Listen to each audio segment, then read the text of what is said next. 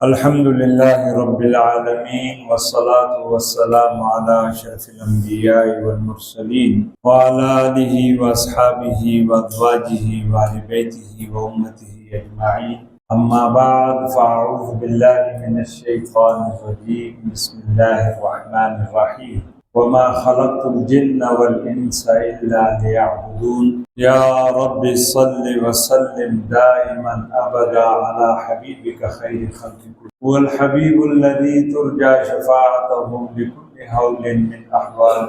صدق الله وصدق رسوله النبي الكريم. تمام احباب درود شریف پڑھ لیجیے.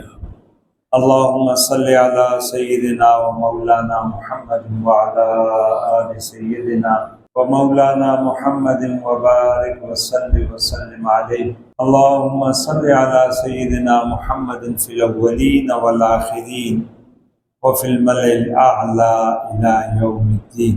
برادران اسلام، گزشتہ جمعۃ المبارک کو مقصد حیات کے عنوان سے اس آیت کریمہ جو ابھی میں نے پڑھی ہے اس پہ کچھ معلومات عرض کی تھی کہ اللہ رب العزت نے انسان کو جو اشرف المخلوقات کا اعزاز عطا فرمایا ہے اور اپنی نیابت اور خلافت کا تاج جو پہنایا ہے، تو اللہ رب العزت نے انسان کی تخلیق کا مقصد بھی اللہ نے قرآن ہی میں بیان فرمایا ہے.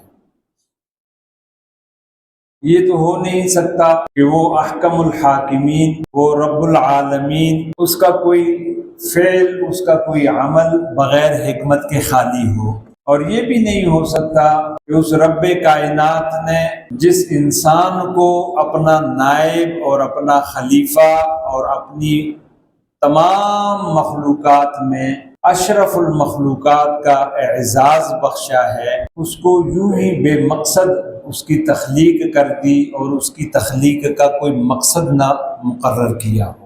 جبکہ آج ہم اپنی دنیا میں دیکھتے ہیں کہ کوئی بھی انسان جس میں رتی برابر بھی عقل ہو، ایک تو ہے پاگل کہ جس میں عقل ہی نہ ہو، اس کی بات نہیں، بلکہ وہ انسان کے جس میں رتی برابر بھی عقل ہو. تو آج ہم اپنی زندگیوں کا مطالعہ کر لیں، ہر انسان اپنے اعمال و افعال کو دیکھے کہ ہمارا بھی کوئی عمل ایسا نہیں ہوتا کہ جس کے پیچھے کوئی مقصد نہ ہو. بے مقصد ایک قدم اٹھانے کے لیے بھی کوئی معقول انسان جو ہے وہ تیار نہیں ہے. ہر عقل مند انسان کے ہر عمل کے پیچھے کوئی نہ کوئی اس کا مقصد ہوتا ہے، کوئی سوچ ہوتی ہے، کوئی فکر ہوتی ہے، کوئی خیال ہوتا ہے جس کی بنیاد پہ وہ انسان وہ قدم اٹھاتا ہے. تو یہ کیسے ہو سکتا ہے کہ اس رب العالمین نے جس نے یہ کائنات بنائی، اس کائنات کو سجایا، اس کائنات کو بنایا، اس کائنات کو مختلف انواع و اقسام کے حیوانات اور نباتات اور اشجار سے سجایا، اور ان تمام مخلوقات میں پھر انسان کو اشرف المخلوقات کا اعزاز دے کر اور اپنی نیابت اور خلافت کا اعزاز دے کر اس نے دنیا میں بھیجا، اور اس کے لیے کوئی مقصد متعین نہ کیا. یہ ناممکن ہے. اور مقصد بھی وہی قابل قبول ہوگا کہ جو اس خالق کی طرف سے ہے. اس لیے کہ اگر آج ہم اپنی زندگی کے مقصد کو خود متعین کریں، اور جیسا کہ اس وقت ہم نے کیا ہوا ہے، عملاً اس وقت یہی ہے کہ ہم نے اپنی زندگی کے مقاصد، اپنی زندگی کے گول وہ ہم خود متعین کر رہے ہیں. اس کا ہمیں استحقاق نہیں ہے. کیوں؟ اس لیے کہ ہم اس دنیا میں اپنی مرضی سے نہیں آئے، ہم انسان کی صورت میں اپنی خواہش پہ نہیں آئے. اگر اللہ چاہتا تو ہمیں کوئی حیوان بنا دیتا، کوئی جانور بنا دیتا، کوئی درخت بنا دیتا، کسی قسم کا کوئی درخت بنا دیتا، کوئی پرندہ بنا دیتا. اس پہ تو ہمارا کوئی زور نہیں تھا کہ ہم وہاں احتجاج کرتے کہ نہیں اللہ ہمیں جانور نہیں بننا ہے، ہمیں انسان بنا دے. تو جب ہم دنیا میں آئے اپنی مرضی سے نہیں، اور دنیا میں آنے کا ٹینیور بھی کہ کتنا عرصہ یہاں رہنا ہے وہ بھی ہماری مرضی نہیں، وہ بھی اس رب کی مرضی کہ جتنا وقت اس رب نے اس دنیا میں ہمارے لیے لکھا ہے کہ اس نے بچپن میں چلے جانا ہے، اس نے لڑکپن میں چلے جانا ہے، اس نے جوانی میں چلے جانا ہے، اس نے بڑھاپے میں جانا ہے. تو یہ تمام امور یہ خود رب نے طے کی ہے.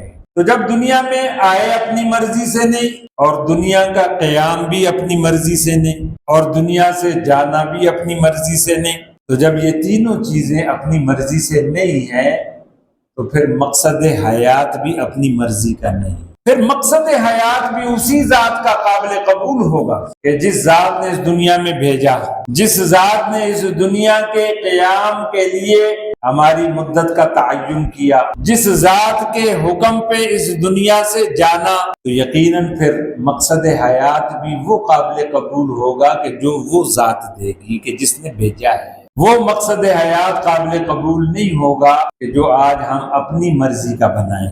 تو اللہ رب العزت نے قرآن مجید فرقان حمید کتاب مقدس میں مختصر سے الفاظ میں ہمارے مقصد حیات کو بھی بیان فرما دیا کہ وما خلقت الجن والانس الا لیعبدون، کہ ہم نے نہیں پیدا کیا، نہیں تخلیق کی جن اور انس کی، لیکن کس کے لیے؟ الا لیعبدون، سوائے عبادت کے، کہ جن اور انس کی، ان دونوں کی تخلیق کس لیے ہوئی ہے؟ عبادت کے لیے ہوئی۔ اب عبادت کا کیا تصور ہے؟ عبادت عربی زبان کا لفظ ہے، اردو میں اس کو ہم پوجا کہہ سکتے ہیں، پرستش کہہ سکتے ہیں۔ تو عبادت کا ایک تصور تو وہ ہے کہ جو آج اقوام عالم میں ہے، ہندوؤں میں ہے، یہودیوں میں ہے، عیسائیوں میں ہے، دیگر جو مذاہب دنیا کے اندر ہیں، ان میں ایک عبادت کا تصور ہے، اور عبادت کا ایک تصور جو کہ رسول اللہ صلی اللہ علیہ وسلم نے اپنی امت کو دیا ہے۔ اور آج بدقسمتی سے وہ تصور کہ جو ہندوؤں، عیسائیوں کا یا دیگر مذاہب کا ہے، آج مسلمان میں بھی وہی تصور راسخ ہو گیا ہے کہ ہم نے عبادت کو نماز، روزہ، حج، زکوٰۃ ان میں محصور کر دیا ہے، محدود کر دیا ہے، جبکہ اللہ رب العزت نے نبی کریم صلی اللہ علیہ وسلم کی شریعت مطہرہ میں رسول اللہ صلی اللہ علیہ وسلم کے ذریعے سے ان کی امت کے لیے جو عبادت کا تصور دیا تھا وہ یہ نہیں ہے، یہ اس کا ایک جز ہے، یہ اس کا ایک حصہ ہے، ایک پارٹ ہے۔ اور عبادت کا ایک تصور، جیسے کہ میں نے پچھلے جمعے میں بھی عرض کیا تھا کہ ایک تصور جو کہ تمام مذاہب میں اور اسلام میں بھی ہے کہ جس سب کچھ چھوڑ چھاڑ کے، دنیا چھوڑ کے جنگلوں میں نکل جاؤ، راہب بن جاؤ، جناب من کی زندگی گزارو، معاشرتی زندگی سے بالکل کٹ جاؤ، اس کی بھی رسول اللہ صلی اللہ علیہ وسلم نے نفی فرمائی۔ تو عبادت کا جو تصور، اور اردو زبان میں اگر ہم اس کی ٹرانسلیشن کریں تو اس کا عبادت کا جو مفہوم اسلام نے دیا ہے وہ اطاعت اور بندگی کا ہے۔ تو معنی کیا بن گئے کہ وما خلقت الجن والانس الا لیعبدون، کہ ہم نے جن و انس کی تخلیق نہیں کی سوائے اطاعت اور بندگی کے لیے۔ اب جب اطاعت کا مفہوم ہم لیں گے، بندگی کا مفہوم لیں گے، تو وہ پھر نماز، روزہ، حج، زکوٰۃ نہیں رہ جاتا۔ نماز، روزہ، حج، زکوٰۃ اس کا ایک پارٹ بن گیا کہ اللہ نے 5 نمازیں ہر مسلمان پہ فرض کی ہوئی ہیں، روزہ ہر مسلمان پہ فرض کیا ہے جو صحت مند ہے، زکوٰۃ ہر مسلمان صاحب نصاب پہ فرض کی ہے، حج ہر مسلمان صاحب استطاعت پہ فرض کیا ہے۔ لیکن جب اطاعت کا مفہوم آئے گا تو اس سے پھر صرف نماز، روزہ، حج، زکوٰۃ نہیں رہے گا، بلکہ اطاعت اور بندگی کے مفہوم سے پھر انسان کی 24 گھنٹے کی زندگی آ جائے گی۔ اب اگر وہ زندگی کے جس شعبے کے ساتھ بھی تعلق رکھتا ہے تو زندگی کے ہر شعبے میں اب وہ اطاعت کرے گا۔ کس کی اطاعت کرے گا؟ اللہ اور اس کے محبوب کی اطاعت کرے گا۔ اب اگر وہ دکاندار ہے تو دکاندار کی حیثیت سے اس کو کس کی اطاعت کرنی ہے؟ اللہ اور اس کے محبوب کے حکموں کی اطاعت کرنی ہے۔ اب اگر وہ کارخانے دار ہے تو کارخانے دار کے لیے کس کی اطاعت کرنی ہے؟ اللہ اور اس کے محبوب کے حکموں کی اطاعت کرنی ہے۔ اگر وہ سیاستدان ہے، اقتدار کے ایوانوں میں بیٹھا ہے، تو وہاں پہ بھی اس نے اللہ اور اس کے محبوب کے حکموں کی اطاعت کرنی ہے، وہاں پہ بھی رسول اللہ کا نمونہ اس کے لیے موجود ہے۔ مزدور ہے تو وہاں پہ بھی رسول اللہ کا نمونہ اسے موجود ہے۔ باپ ہے، شوہر ہے، بیٹا ہے، بھتیجا ہے، جس حیثیت میں بھی ہے تو ہر حیثیت میں اس کے لیے اطاعت، فرما برداری، بندگی وہ کس کی ہے؟ وہ اللہ اور اس کے محبوب کی ہے۔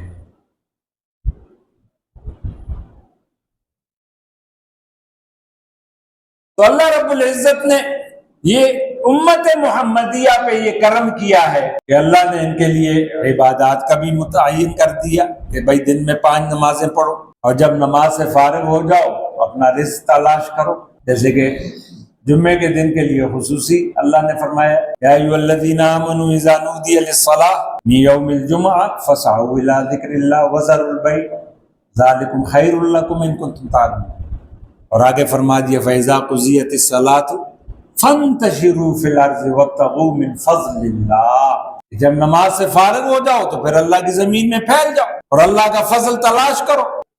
لیکن آج ہم نے صرف دنیا کو اپنا مقصود حیات بنا لیا اور زیادہ سے زیادہ کے چکر میں پڑ گئے، اور اللہ رب العزت نے کیا خوبصورت انداز میں ارشاد فرمایا الہاکم التکاثر، یہ جو تکاثر کے چکر میں ہے کہ دنیا کو ہم نے آج اپنا مقصد حیات، دنیا کا مال و متاع اور ایک دوسرے سے آگے بڑھنے کا یہ جو ریس لگی ہوئی ہے، تو وہ تو رب کائنات ہے نا، وہ تو ہمارا خالق ہے، وہ تو ہمارے مزاج کو جانتا تھا، وہ تو ہمارے افعال کو جانتا ہے، ہماری سوچ کو، چونکہ ہمارا خالق ہے، ہمیں بنانے والا، ہمارے اندر ساری خوبیاں فَأَلْهَمَهَا فُجُورَهَا وَتَقْوَاهَا، یہ ساری صلاحیتیں اس رب نے ہمارے اندر رکھی ہیں، تو وہاں پہ اللہ رب العزت نے متنبع کر دیا کہ الہاکم التکاثر حتی زرتم المقابر۔ اللہ اکبر، صرف اگر ہم اس ایک صورت پہ غور و فکر کر لیں، آج ہماری سب سے بڑی کہہ لیں بے توجہی کہہ لیں، لاپرواہی کہہ لیں کہ آج قرآن پہ غور و فکر مسلمان کا ختم ہو گیا۔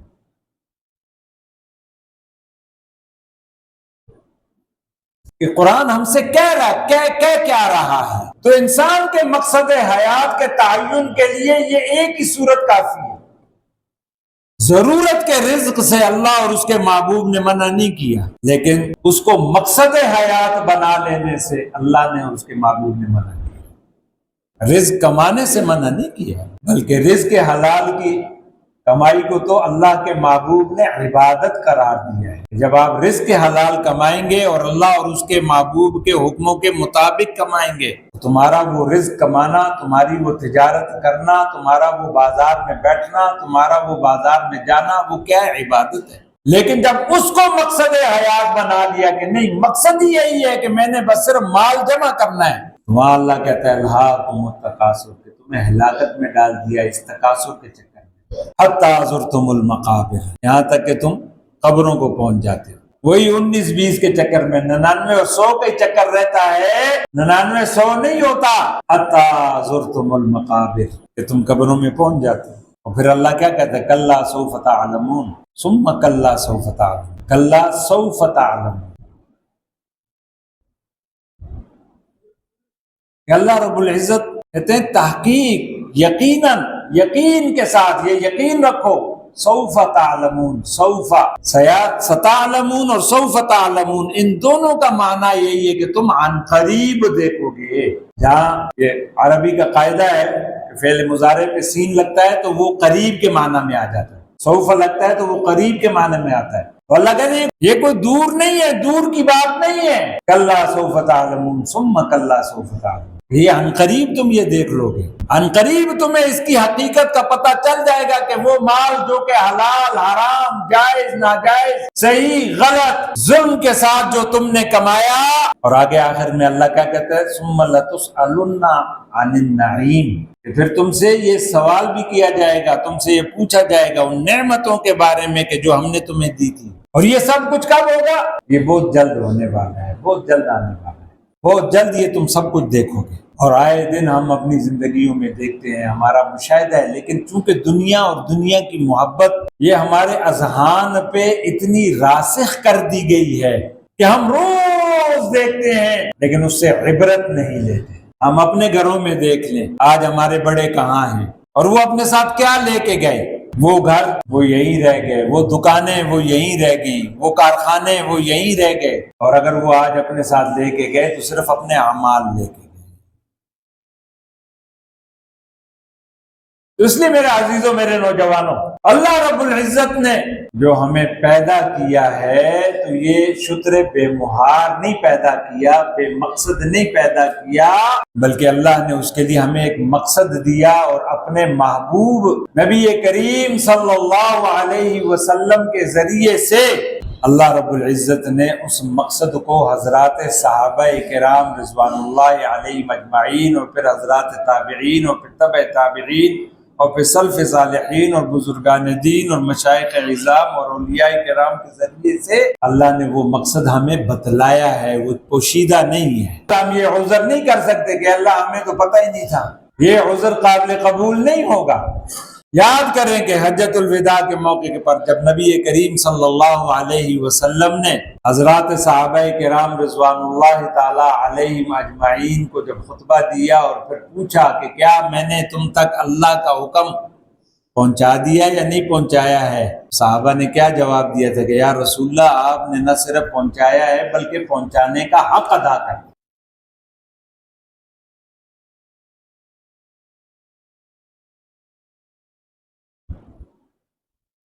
اس لیے میرے عزیزوں، میرے نوجوانوں، یہ دنیا کی زندگی یہ تو چند روزہ زندگی ہے، یہاں جو آیا ہے جانے کے لیے آیا، بقا نہیں ہے۔ اور ساری دنیا چاہے وہ مسلم ہے چاہے غیر مسلم ہے، حتیٰ کہ وہ طبقہ بھی کہ جو اللہ کے وجود کا منکر ہے کہ کوئی اللہ، کوئی خالق، کوئی مالک، کوئی نہیں ہے، لیکن اس بات کو وہ بھی مانتا ہے کہ ایک نہ ایک دن اس دنیا سے جانا ہے۔ اور اب تو جدید سائنس جتنا ترقی کر رہی ہے، یاد رکھیں سائنس جتنی ترقی کر رہی ہے، جس میدان میں بھی ترقی کر رہی ہے، چاہے وہ میڈیکل کا میدان ہے، چاہے وہ فزکس کا میدان ہے، چاہے وہ کیمسٹری کا میدان ہے، چاہے وہ بیالوجی کا میدان ہے، جس میدان میں بھی ترقی کر رہی ہے، سائنس کی ہر ترقی نبی کریم صلی اللہ علیہ وسلم کی شریعت مطہرہ اور رسول اللہ صلی اللہ علیہ وسلم کی حقانیت اور آپ کی سنتوں کو وضاحت کر رہی ہے۔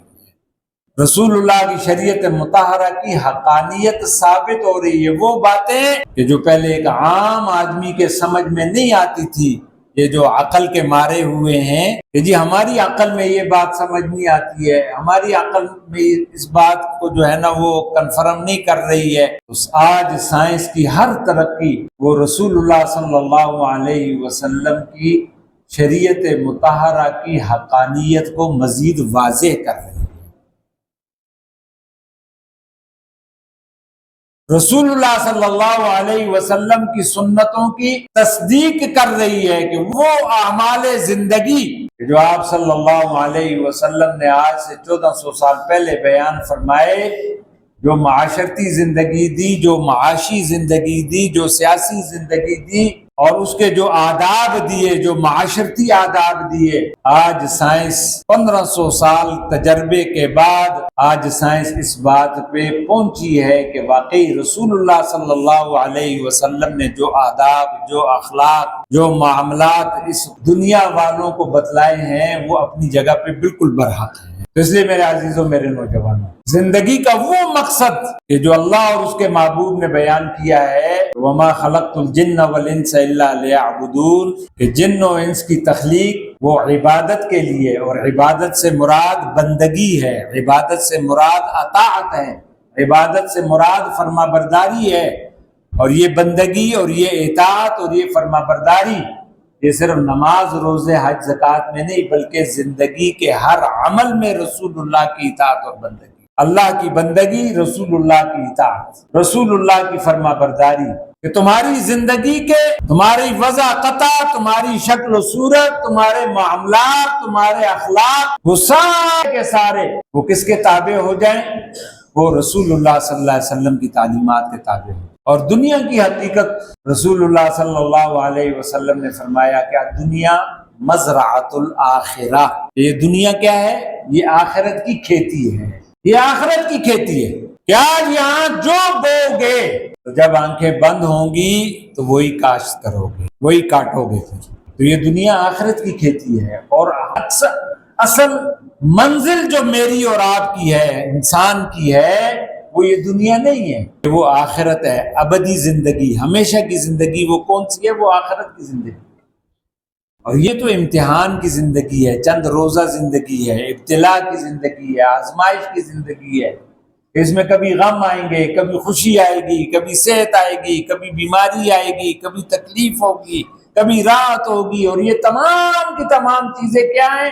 یہ ایک امتحان ہے۔ اصل زندگی جو ہے وہ اس اسٹیشن سے گزرنے کے بعد اس کا آغاز ہوگا، اور اس ابدی زندگی کا کامیابی اور ناکامی کا سارا دار و مدار وہ اس چند روزہ زندگی۔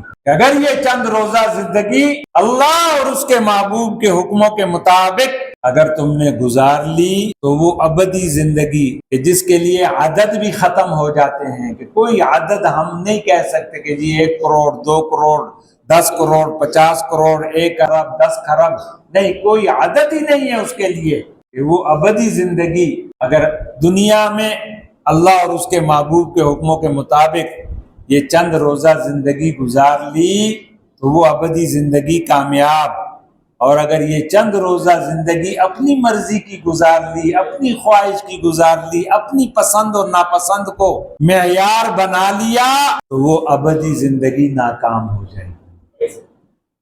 تو عقل مند وہ ہوتا ہے، دانا وہ ہوتا ہے، جیسے کہ رسول اللہ صلی اللہ علیہ وسلم نے فرمایا کہ من دان نفسہ وعمل لما بعد الموت، کہ تم میں سے عقل مند اور دانا وہ کون ہے؟ من دان نفسہ، کہ جس نے اپنی حقیقت کو پہچان لیا کہ میں کیا ہوں اور مجھے میرے رب نے کیوں بنایا ہے، میرا اس دنیا میں آنے کا مقصد کیا ہے، مجھے اس دنیا میں کیوں بھیجا گیا ہے۔ تو رسول اللہ نے فرمایا کہ تم میں سے عقل مند وہ ہے کہ جو اپنی اس حقیقت کو پالے، مقصد حیات کو پالے۔ اور یہ اصول ہے کہ ہر وہ کام کہ جو انسان کرتا ہے اور اس کے لیے جو مقصد کا تعین کرتا ہے، تو جتنا وہ کام ہوتا ہے اتنا ہی اس کا مقصد ہوتا ہے۔ تو رسول اللہ صلی اللہ علیہ وسلم نے ارشاد فرمایا کہ الکیس من دان نفسہ، میں سے عقل مند اور دانا کون ہے کہ جو اپنی حقیقت کو پالے کہ میری حقیقت کیا ہے، مجھے میرے رب نے اس دنیا میں کیوں بھیجا، اور ساتھ فرمایا وَعَمِلَ لِمَا بَعْدَ الْمَوْتِ، کہ موت کے بعد کی جو زندگی ہے جو اس کے لیے تیاری کر لے۔ تو آپ صلی اللہ علیہ وسلم نے فرمایا کہ وہ عقل مند ہے کہ جو موت کے بعد آنے والی زندگی ہے، ابدی زندگی، جو اس کی تیاری کر لے تو وہ عقل مند ہے۔ ٹھنڈے دل سے غور کر لیں، آج اگر ہمیں موت آ جائے تو کیا اس اندھیرے گھر کی ہم نے تیاری کی ہوئی ہے؟ بولے نا، جواب نہیں آ رہا، خاموش ہیں۔ کیا اس کے لیے ہم تیار ہیں؟ وہاں اور تو چھوڑیں، جو 3 سوال ہی پوچھے جائیں گے کہ مر رب کا، تیرا رب کون ہے؟ کیا ہم نے اپنے رب کو پہچانا ہے؟ وما دینو کا، تیرا دین کیا ہے؟ تو کیا ہم نے دین کو سیکھا ہے؟ اور وما کنت تقول فی حق ھذا الرجل، رسول اللہ صلی اللہ علیہ وسلم کے بارے میں پوچھا جائے گا کہ اس ذات کے بارے میں تیرا عقیدہ کیا ہے، کیا کہتا ہے؟ تو کیا رسول اللہ صلی اللہ علیہ وسلم کی تعلیمات پہ ہم نے عمل کیا ہے؟ آج تو ہمیں رسول اللہ کی شکل بھی پسند نہیں ہے، نعوذ باللہ۔ آج ہمارے نوجوان کو انڈیا کے کنجر کی شکل پسند ہے، امریکہ کے کنجر کی شکل پسند ہے، اس کا لباس پسند ہے، اس کی وضاحت پسند ہے۔ رسول اللہ صلی اللہ علیہ وسلم کی شکل و صورت مبارکہ کو ہم نے مولوی کی صورت بنا دی کہ اوے جی یہ تو مولویوں کی شکل و صورت ہے، یہ تو تبلیغیوں کی شکل و صورت ہے، یہ تو صوفیوں کی شکل و صورت ہے۔ تو نہ اللہ کو پہچانا، نہ اللہ کی مانی، نہ رسول اللہ کو پہچانا، نہ رسول اللہ کی مانی، اور نہ دین پڑھا، نہ دین پہ سیکھا، نہ دین پہ عمل کیا، تو پہلی منزل یہ جو آخرت کی منازل میں سے پہلی منزل ہے۔ اس لیے تو سیدنا عثمان غنی رضی اللہ تعالی عنہ جب قبرستان سے گزرتے تھے تو ایسے زار و قطار روتے تھے کہ داڑھی مبارک جو ہے وہ گیلی ہو جاتی تھی۔ ان سے پوچھا گیا کہ آپ اتنا کیوں روتے ہیں؟ فرمایا کہ چونکہ یہ آخرت کی منازل میں سے پہلی منزل ہے، اس میں کامیاب ہو گئے تو آگے بھی کامیاب، اور اس میں ناکام ہو گئے تو آگے بھی ناکام۔ اس لیے رسول اللہ صلی اللہ علیہ وسلم نے فرمایا کہ قبر کو تم مٹی کا گڑھا نہ سمجھو، یہ نہیں ہے کہ اٹھایا اور مٹی کے گڑھے میں ڈال دیا بس قصہ ختم۔ فرمایا نہیں، یہ یا تو مومن کے لیے، ایمان والوں کے لیے یہ جنت کے باغات میں سے ایک باغ ہے اور یا پھر جہنم کی گھاٹیوں میں سے ایک گھاٹی ہے۔ اس لیے میرے عزیزوں نوجوانوں، عقل مند وہ رسول اللہ نے فرمایا کہ جو موت کے بعد کی، جو اس اندھیرے گھر کی تیاری کر لے، فرمایا وہ عقل مند ہے۔ تو ٹھنڈے دل سے غور کر لو کہ ہم نے کتنی تیاری کی، ہم کتنے تیار ہیں۔ ہم تو وہ پہلے جو 3 سوال ہیں ان کا جواب ہم نہیں دے سکتے، کیوں کہ اس کے لیے تیاری نہیں ہے۔ وہاں پہ جواب وہی دے گا جب پوچھا جائے گا کہ من ربکا، تو ربی اللہ وہی کہہ سکے گا کہ جس نے زندگی میں رب کو مانا اور رب کی مانی۔ آج ہمارا آدھا ایمان ہے، آدھا ہم رب کو مان رہے ہیں، اس حد تک تو ہم مسلمان ہیں، لیکن رب کی نہیں مان رہے۔ ہم رسول اللہ کو تو مان رہے ہیں لیکن رسول اللہ کی نہیں مان رہے۔ ٹھنڈے دل سے غور کر، یہ جھوٹی آرزویں، جھوٹی تمنائیں یہ کوئی کام نہیں آئیں گی۔ عمل سے زندگی بنتی ہے، جنت بھی جہنم بھی۔ یہ خاکی اپنی فطرت میں نہ نوری ہے نہ ناری ہے۔ باقی انشاءاللہ